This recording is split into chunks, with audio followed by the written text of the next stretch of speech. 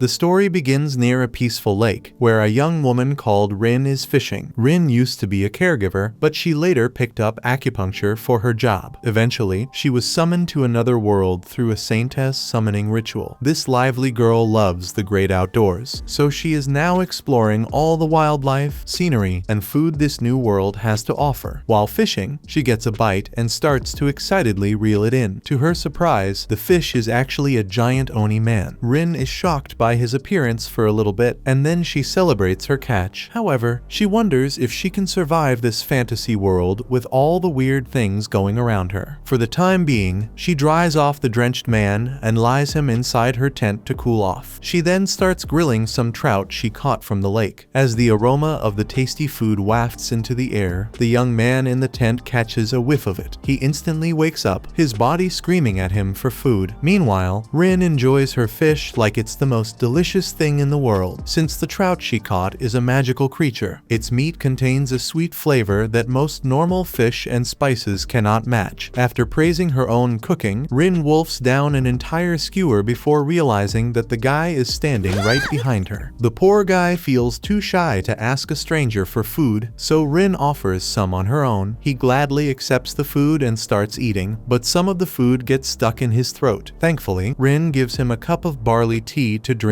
the food down. Although the man quickly drinks it to dislodge the food, he falls in love with the refreshing taste of the tea. The barley washes away the fish's oil and flavor, leaving his taste buds refreshed for another round. Rin nods, appreciating his recognition of her cooking choices. She asks him if he's ready to try another batch of fish, so he nods and starts eating. Rin notices that her grill is now empty, so she puts another chunk of fish to cook on it. Once both of them finish eating, the young man thanks Rin for her help and introduces himself as Vil. He explains that he's an adventurer from the town of Elridge. Rin wonders how Vil ended up in the river, so he explains that he got hurt on a solo quest. A little while ago, he was bathing near a river when some monsters stole all his belongings. Although Vil was able to recover his equipment, the monster had already eaten his emergency food. Angered by this, he tried to climb up a tree to grab some fruit. Unfortunately, he lost his balance and fell into a river before washing up in the lake. Surprised by his carelessness, Rin wonders how he survived the water. Vil reveals that his species is Draghul, which is known for being tough. Unfortunately, the Draghul cannot live on an empty stomach, so they sometimes make stupid decisions for the sake of food. Rin laughs at his joke, but Vil wonders why she's being so carefree around him. He reminds her that she's trusting a completely random man in the middle of nowhere. Vil thinks that she's being too careless, and Rin agrees with his concerns. However, she explains that she has a skill that helps her detect a person's trustworthiness. In addition, she thinks that he is a good person in general. Vil is surprised how she made that deduction even though they've just met. Rin reveals that she first interacted with him when she pulled him out of the lake. As she dragged him back to her tent, he woke up for a second and noticed that her clothes got wet and dirty. To help her, he cast a magic spell that quickly dried her off before he passed out again. After seeing his concern, Rin decided that he was a good person. Vil is shocked that she began trusting him so easily, but Rin ignores it and asks him how he can use magic. Feeling embarrassed by her eager gaze, he acts like it's normal for the people of his world to know small magic spells. Hearing this, Rin reveals that she's from another world, so she's very interested in all magic spells. Vil doesn't understand how she came here from another world, so she tells him about the Saintess summoning. Vil recalls an old legend. His grandfather once told him that the Saintess was a legendary heroine summoned from another world, destined to defeat all the monsters and bring peace to their world. Of course, both of them think that it's just a grand myth. In reality, Rin was simply going about her day back on Earth when a random pit appeared beneath her feet. When she fell into the pit, she entered a royal palace in the New World, where the mages had summoned her. Aside from Rin, there was another high school girl who was summoned from Earth. A prince-looking guy immediately fell for the other girl's beauty and called her the legendary Saintess. Then, he screamed at Rin for having a worthless skill, and an imperial mage used a spell to teleport her to this lake. After she was teleported, Rin used the new skills she had gotten upon entering the New World to fish and survive until she met Vil. Vil feels angry that the prince coldly threw her out into the wilderness after forcefully summoning her from another world. Rin doesn't care too much, so Vil takes a look at her equipment. He admits admits that her fancy camping gear definitely looks otherworldly, which pleases Rin. Vil then wonders if she's feeling okay since she got wrenched away from her homeland and family. Rin smiles, pleased by his concern. Although she would normally be very worried in an unfamiliar environment, she has gained a new skill called survival in the new world. This skill allows her to adapt to any environment she's in and helps her stay physically and mentally calm. Also, the survival skill allows her to detect danger, so Rin feels quite relaxed in this unfamiliar environment. Hearing this, Vil is shocked, since her ability is a godsend for adventurers. He wonders why the prince thought it was worthless, so Rin thinks he probably expected something flashy for the legendary saintess. Then, she also points out that she has a more shocking skill. Before Rin can display it, Vil's stomach growls from hunger, so he requests some more food from her. Vil is surprised that she can cook, but Rin claims that she's only a hobby chef. Then, she wonders if she should reveal her entire kitchen to him. Since Vil has been trustworthy so far, she decides to show him. After raising her hand, she chants a command, which causes an entire van to appear out of thin air. Rin explains that her special skill keeps the van hidden unless she decides to show it to someone she trusts. She then enters the van's door, which contains a strange dimensional portal. Vil follows her into the portal and is speechless to see an entire living space inside. Unable to process this insane sight, he quickly leaves the van, thinking it's some kind of black magic. He then enters it again, but feels just as shocked as before. Rin explains that the van uses a spatial magic technique, giving it an infinite storage space for whatever she wants. She also shows him a fridge stocked with food, explaining that it magically restocks whatever she takes from it. Vil wonders how the van can produce infinite food, so Rin explains that it converts surrounding mana into usable resources. She explains that aside from the fridge, her sink can also produce infinite water using mana, and her toilet easily disposes of all the waste by converting it into mana as well. Hearing these absurd abilities, Vil points out that her truck is an overpowered fortress. Since their world is filled with practically infinite mana, Rin's truck can literally support an entire family with infinite supplies and storage. She smiles, saying she has no plans of world domination yet. Vil wonders how the royal family could ignore her op spell. Rin tells him that the van can only be used outdoors, so they probably didn't detect it. Then, she gets up to prepare dinner. Vil doesn't know how to cook, so he goes out to scout their surroundings for any monsters. Later, Vil returns from his patrol with some meat from an Al Mirage monster. Rin recalls seeing one before, feeling surprised that it has edible meat. She thanks him for the help, so Vil smiles in return. Although Rin instantly gets rizzed by him, she recovers from her shock and serves dinner. Since she made a full table of complicated recipes from Earth, Vil thinks he's being treated to a gourmet feast. He wonders if it's okay to eat such luxurious food for free, so Rin encourages him to go ahead. Both of them sit down and begin eating, and Rin starts with a risotto. She enjoys the rice dish made with milk trout, then moves on to the other dishes made with the Al Mirage meat. Meanwhile, Vil starts trembling after taking just one bite. Rin wonders if he dislikes the food, but Vil is simply too shocked to process the food's amazing flavor. Once he recovers, he wolfs down all the food and asks Rin for seconds. After dinner, Vil asks Rin if she was a chef in her previous world. She reminds him that she was just a hobby chef. However, he thinks she should be proud of herself. In his world, people eat simpler food, so most of them can't make the incredible dishes she whips up so effortlessly. He asks Rin what she plans to do after getting out of the wilderness, so she admits that she doesn't have a clue yet. With her survival skills, she doesn't mind hanging out in the outdoors while figuring out a plan. Vil reminds her that she can't get into any towns without an ID. His words bring her back to reality, and she realizes she can't go wandering around forever. Vil asks if she wants to join his party. He explains that all of his party members are horrible cooks, so they get depressed anytime they need to eat outdoors, with a dedicated chef on their side. He thinks his entire party will receive a huge boost in morale and performance. After making his offer, Vil leaves, and Rin goes to bed in her van. She thinks about his words and the way he said them with such intensity, and her maiden heart starts beating faster. Vil also reassured her that his party has both men and women, so she wouldn't have to worry about getting harassed. Knowing she has nowhere else to go, Rin Rin decides to accept his offer the next day. Vil thanks her for her trust and suggests going back to his hometown. However, Rin asks him for some time to gather herbs in the wilderness. She explains that the nearby forests contain valuable parsley, so Vil agrees to help her gather it. On their way, she asks him what his party is like. Vil explains that his party is called Smorgasbord, and they have a magic and alchemy specialist called Ed. Aside from him, they have Arya, who is an arachne capable of wielding spider webs. Lastly, their final member is an elf priest called Zenon. As Rin hears all these names and races, she imagines an idealized fantasy version of these people. In the middle of her excitement, she detects some juicy berries nearby with her survival skill. She rushes to pick them, but a flock of crows suddenly flies out from the berry tree. With her guard lowered, Rin fails to realize in time that these crows are dangerous monsters. As the birds rush towards her, she is unable to react in time.